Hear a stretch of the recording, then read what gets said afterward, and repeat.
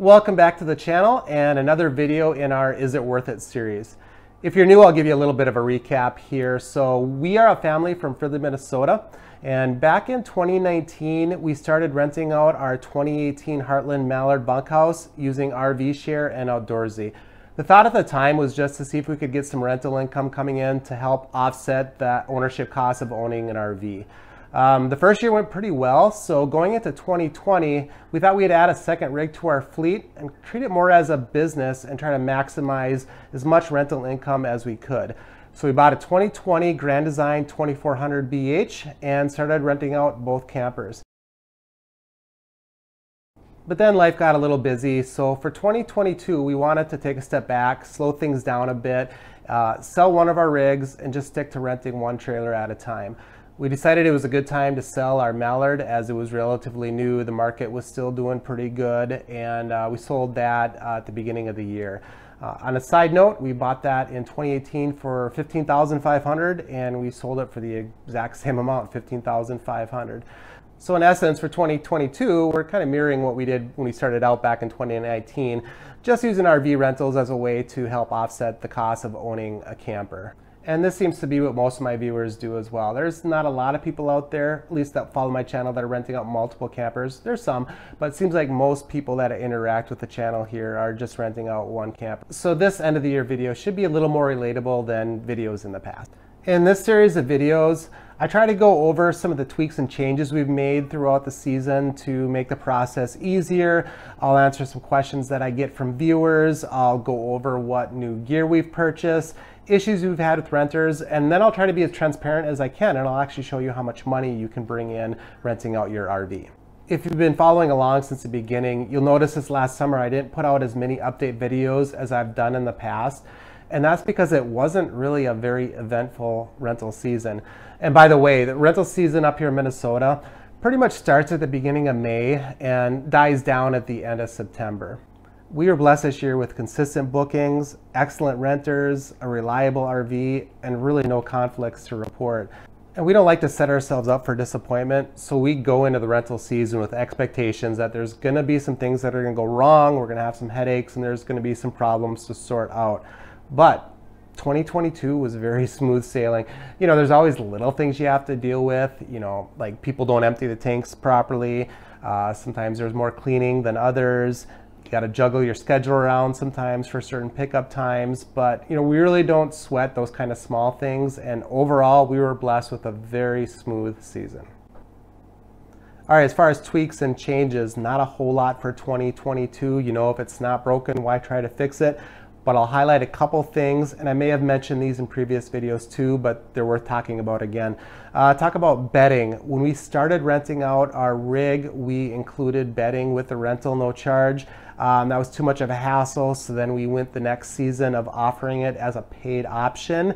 Not a ton of people took us up on that, but even the people that did, we still thought it really wasn't worth it with all the cleaning and supplies you have to buy. So for 2022, we completely got rid of it. Pretty much bring your own bedding when you rent our camper, and it really did not detract from people renting our rig. We found out in the past, you know, people like to bring their own bedding anyways, so it really didn't limit our RV rentals at all. For 2022, we went to a 4-day minimum. When we started, we were at 2-night minimum, and then we bumped it up to 3. We thought the demand was there and we could get away with offering a 4-night minimum, really to make those rentals count and be worth our time. And we really didn't want to, you know, miss out on a multi-night rental to have somebody scoop it up for 2 nights. I think probably the majority of people that rent are out for the weekend. They're looking for that 2-night rental. You know, but there are a lot of people that will book 4 nights, even a week long, and we didn't want to miss out on those longer rentals. And we found that it did not detract from our rentals at all. We still had a fully booked calendar through the year. You know, we felt like the supply was there, or the demand was there, and we had the supply that people were looking for. So 4 nights worked for us. On a side note, I noticed we did get quite a few people that really only needed it for 2 or 3 nights, but they would still pay for the 4 nights because that was what we required. Some people would pick it up a night early, but you know, we had 1 or 2 that actually just dropped it off early, but still paid for that 4-night minimum. And we'll monitor that. If demand goes down this next year or in the future, we can always change that. And in fact, what we'll do, and this only happened once early on in the year, that we were getting close to that, maybe a week or 2 weeks out with nothing on the books. You can always go into your settings and change it back to a 2 or 3 night minimum to try to snag that last minute rental. Or you can negotiate too. We get people all the time that will ask if we can budge on that policy, and pretty much we say no because we don't have to. There was one rental where we had nothing on the books and it was getting close to crunch time, so we went down to 3 nights, but that's more of an exception. Another change we did for 2022 is that we kept everything on the platforms. And what I mean by that is last year when we were really treating this as a business, for certain customers, usually people have rented from us before and that were a known quality renter, we allowed people to rent off platform. Basically we entered into our own contract with them using our own paperwork.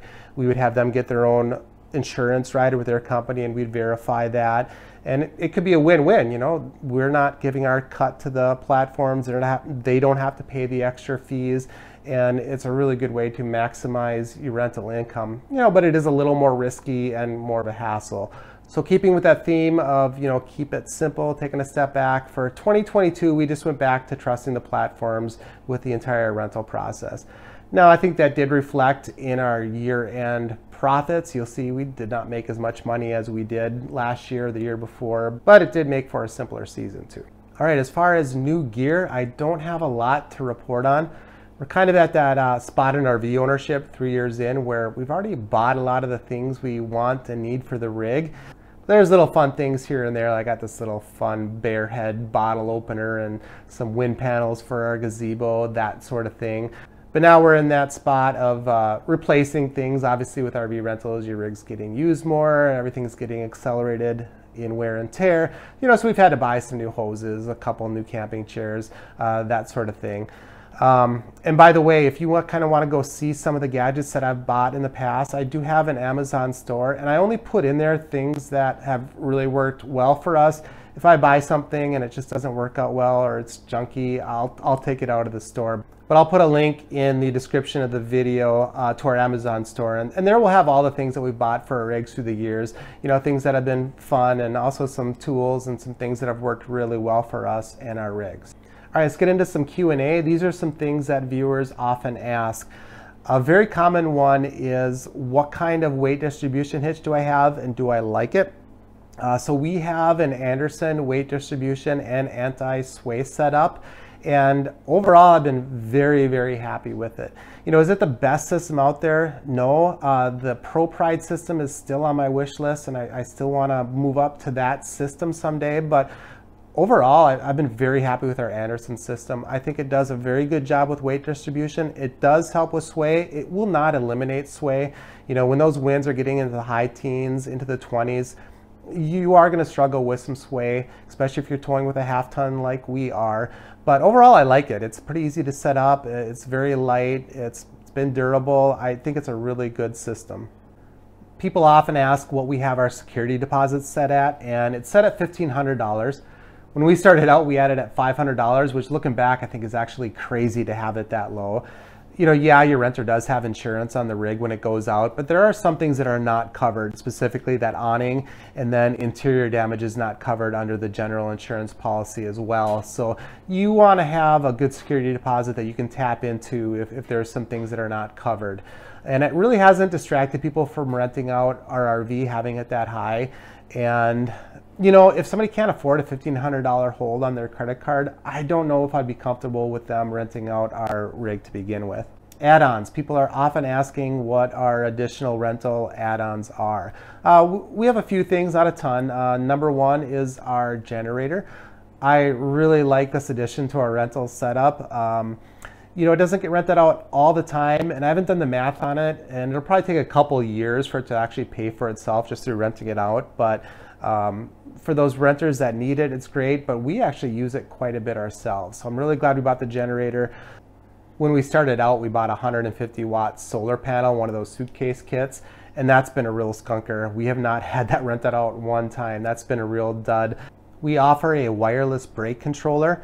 And that is definitely, I think if you're going to rent out your RV, almost a must-have option. Not everybody has a built-in brake controller in your truck, and you pretty much have to have a brake controller towing any kind of camper over 3,000 pounds. You know, it was over $200 on Amazon, and we charged $30 a weekend for it. It's paid for itself by now. That's a really good add-on to have. And then the two other additions that we offer is $40 to dump the tanks and $50 to do the cleaning ourselves. Otherwise, that's about all we offer. You know, I get a lot of people that ask, hey, what are your thoughts on, you know, renting out e-bikes or kayaks, things like that. I don't think I would ever want to venture into the world of renting out additional recreation equipment that isn't covered under an insurance policy, you know, especially watercraft and bikes. Again, trying to keep it simple, those are the only add-ons that we do. So insurance, I get a lot of people asking about this. What company do we use? What company do we recommend? There is talk that an insurance company can drop you from their program if they find out you're renting out your RV, as it could come into conflict with your contract. Now, Romley Insurance is the only company out there that offers personal RV insurance with no rental restrictions whatsoever. And as a plug, I am affiliated with them, and a great and easy way to support this channel and save up to 20% on your policy is to get a free quote, and I'll put a link in the description below. If you're going to be renting out your RV, I really do think it's a no-brainer to at least check them out, get a quote. You know, it could save you money, and if you can save money and know that you're gonna be covered no matter what, I think that's just great peace of mind and worth checking out. All right, let's jump over to the spreadsheet, and I'll share with you how much money we made for 2022, and I'll also show you some of the expenses we had as well. All right, before we get into rental income, let's look at our calendar here. So I use an Outlook calendar, and I like to put all our rentals into this, because when you use multiple platforms like we do, it can get a little confusing, and it's just nice to have one go-to spot to have all your rentals show up in one place. So you'll see here that I color code all our entries. Anything in orange will be a rental, anything in green will be us using the camper. And then for the entry, I'll list the platform that's getting used. So Outdoorsy here, I'll put the first name of the renter, and then I'll actually put our net income in there as well. Again, just a nice quick snapshot at any given time at what's going on. So 4 weekends in May. Like I said, May is when the season kicks off in Minnesota here. Our camper was in use every weekend, except we did not get a rental that second weekend in May. And you'll see, with one weird exception later in the season, that's pretty much the only weekend our camper sat idle the whole season. June was pretty solid. Again, every single weekend. This is what a typical 4-night rental looks like, because we do have that 4-night minimum. You know, people are going to use the campers on the weekends, so it was not uncommon to have somebody pick up on a Wednesday, then drop off on a Sunday. July was a very steady, a very busy month. You can see here that it was just nonstop between renters and then us getting used, or us using it. You know, it didn't sit in our driveway until the 15th. And that can be a little challenging sometimes. You know, sometimes you need that extra time in between rentals to do that extra prep, cleaning, emptying the tanks, that kind of thing. You know, and then we had a long rental here towards the end. This was nice here. The last week in July, we did have 4 or 5 days where we had time to get it cleaned up and get it prepped. And then it was out again for that last weekend in July. August here was pretty steady again. Every single weekend it was getting used. We had a couple of really long rentals. Those are always nice. September, you know, again, this is that weird weekend I was kind of alluding to. So this is Labor Day weekend, and the reason we did not have anything here is because we had this renter book for a week-long rental, but with a pickup on Monday, pickup on Labor Day. You know, typically RV rental on a holiday weekend is going to be for the whole weekend into the holiday, so we didn't really have it available for the whole weekend. But that's okay, because this long rental made up for that. And then at the end of September, that is when we took our rig out to Yellowstone for a long 15-night trip.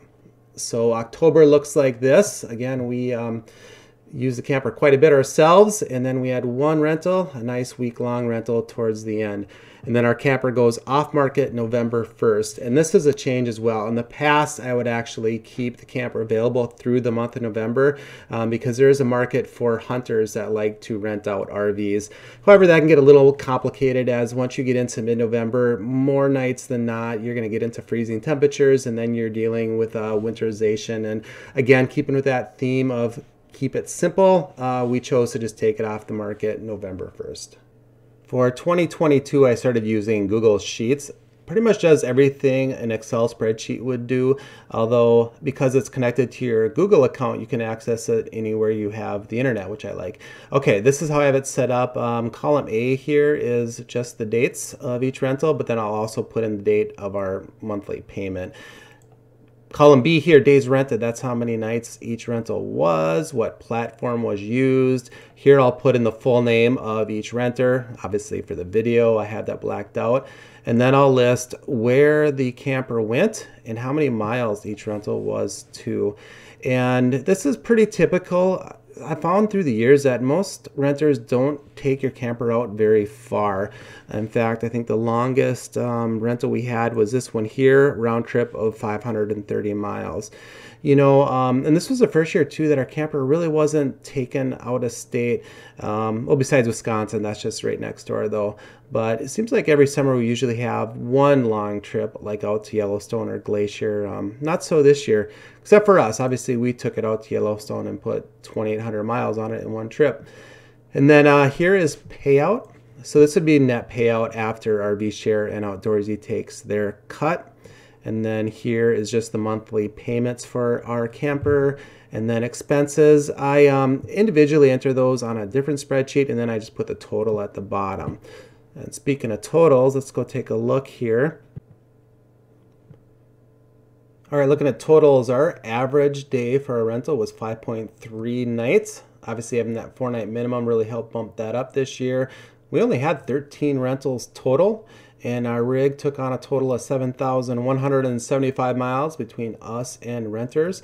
And our total rental net after Outdoorsy and RV Share took their fees was $7,700. Now, we do have $2,700 a year in payments. This year we spent an extra $1,600 on our camper. Show you some of those things in a minute here. So that would give us a net profit of $3,288. And I know probably a lot of you are thinking, no, there's no way that is worth it for a year of rentals. For us it was, because number one, you know, we did this for 6 months, and again, only 13 rentals. But it did pay for a whole year of our camper, all our payments, all our expenses. And you know, I wouldn't call it easy money. We didn't really have a lot of headaches, a lot of hassles this year. And this is a very, very side gig for us. I'm okay with this number. Now, to put this into perspective, last year, our net profit, this number was $14,000, you know, because we had 2 rigs and we were a little more aggressive with our season. We actually opened it up in March to try to tap into some spring break rentals. And then, like I said before, we kept it open through the end of November. So, you know, we really could have maximized our rentals more if we would have done that. You know, we did have this huge Yellowstone trip that took it off the market for 3 weekends, and we used our camper a lot ourselves. So for what limited availability it was out there, for how, I don't want to say little work, but for the amount of work that we put into it, I'm okay with this number. Okay, looking at our expenses here, I'm not going to go over every single line item here, but just to give you an idea of some of the things, you know, typical stuff, you know, you got some like cleaner stuff. I'll even put our website domain on here, and some of the bigger items, you know, we upgraded our seat foam for the cushions in the camper, and I'll say right now too, we probably could have maximized our income if we would have been a little more stingy with our expenses here, but you know, if there were things that we thought would make our camper set up better or nicer, we didn't hesitate hesitate to buy them. But, you know, you just got your typical add-ons, some big ones here. You know, we have GPS tracker on our rig. Probably don't have to have that, but we do. You know, you got propane and some new hoses here. Here's a big one. When I sold the Mallard, I actually got a RV Trader ad. Apparently those aren't cheap. Spent $249 on that. I'll even throw in here like our software, our Microsoft 365 as a business expense. Oh yeah, I forgot, we upgraded the door lock on our rig. We now have keyless entry. That's pretty sweet, but that was $257. You know, lapse sealant, some chemicals for the toilet, you know, typical RV stuff. So that's how we came up with expenses of $1,600 for the year. So there we go. That's a recap of our 2022 season. It was a good year. So stay tuned for 2023. If you've been following along, you'll know that we're in the market for a couples camper. Our kids are getting older and we don't need the bunkhouse like we once did. And we're going to be going to the 2023 RV show pretty soon. And 2020 RV show is where we bought our Grand Design 2400. And I'm not saying we'll pull the trigger on one at the show, but if the right deal was there, you never know. Either way, I will bring the camera with and at least show you the experience of shopping and deciding on the right couples camper. Otherwise, once again, thanks for watching and we'll see you next time.